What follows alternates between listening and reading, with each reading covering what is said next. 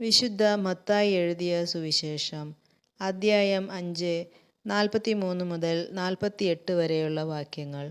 ശത്രുക്കളെ സ്നേഹിക്കുക. അയൽക്കാരനെ സ്നേഹിക്കുക, ശത്രുവിനെ ദ്വേഷിക്കുക എന്ന് പറഞ്ഞിട്ടുള്ളത് നിങ്ങൾ കേട്ടിട്ടുണ്ടല്ലോ.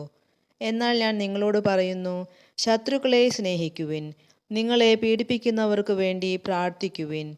അങ്ങനെ നിങ്ങൾ നിങ്ങളുടെ സ്വർഗസ്ഥനായ പിതാവിൻ്റെ മക്കളായിത്തീരും.